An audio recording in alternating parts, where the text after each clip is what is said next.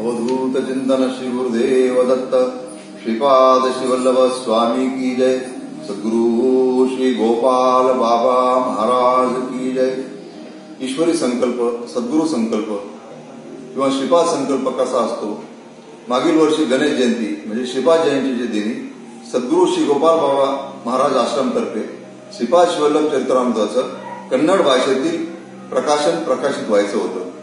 त्या दिवशी पहाटे आश्रमाचे प्रमुख श्री वर्माजी यांना एक दृष्टांत झाला व ते गुजराती भाषेतील चरितामृतम प्रकाशित करतायत असं त्यांनी पाहिलं।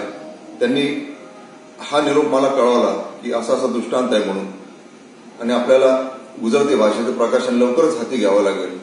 तर मी त्यानुसार अहमदनगरमध्ये गुजराती समाजातील काही बांधवांकडे गेलो आणि त्यांना विनंती केली की श्रीपाद शिवल्लभ चरित्र जे आहे ते आम्हाला गुजराती भाषेमध्ये भाषांतरित करून हवंय।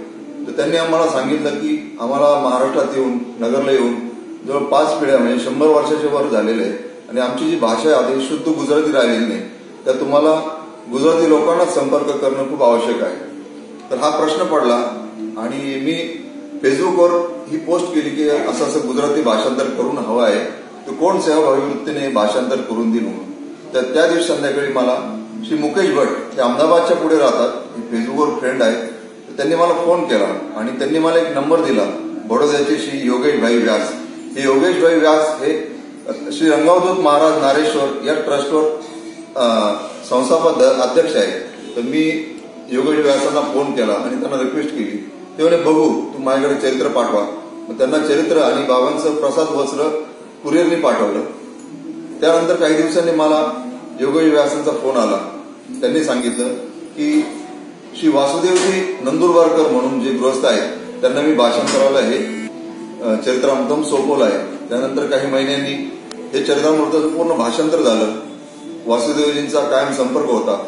वासुदेवजी आणि त्यांना मदत करणाऱ्या त्यांच्या वर्षाबेन मेहता यांनी खूप काम केलं आणि सर्व डीटीपी बडोद्यामध्ये तयार करून आम्हाला हे हस्तांतरित केल्या आणि या गुजराती चरित्रामृताचं प्रिंटिंग जे आहे हे विजयवाडा येथे करून काल बाबांच्या ब्रह्मोत्सव रोजी याचं प्रकाशन बाबांच्या संकल्पाने झालेलं आहे।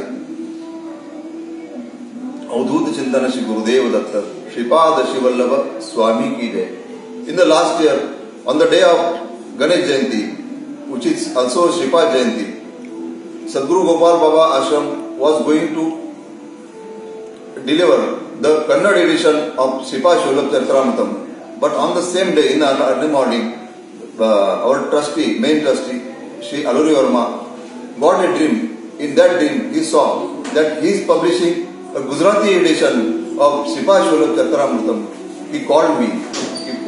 Such and such is the message of Baba.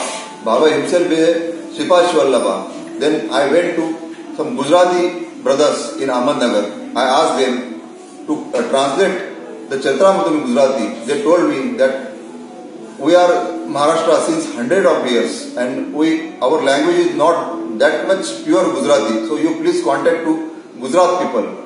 I got a question, but I posted in Facebook that is there any interested fellow who socially translate the Charitamritam in Gujarati. On the same day, I got a phone call from Mr. Mukesh Bhatt. He lives in Ahmedabad. He gave me contact number of Shri Yogesh Bhai Vyas. Yogesh Bhai Vyas lives in Baroda and he is a chief trustee of Shri Rangavadut Maharaj Nareshwar. I contacted Shri Yogesh Bhai Vyas. He told me that you please send me the copy. I sent in the copy and Prasad Vasram of Baba. After some days he called me. He told me that I have handed over this Marathi Charitamritam Shri Vasudevji Nandurbarkar and he will translate in Gujarati. After some months, Vasudevji called me and he started the work of DTP. Mrs. Varshaben Mehta also helped him very much, and this work of translation got fruitful yesterday. Yesterday, the copy of Shripad Shivalabh Charitamritam in Gujarati with the wish of Baba, Sadgurunath Gopal Baba, is published by Shri Gopal Baba Ashram, Pithapuram. Shripad Rajam Sharanam Prapadde, Shripad Rajam Sharanam Prapadde, Shripad Rajam Sharanam Prapadde.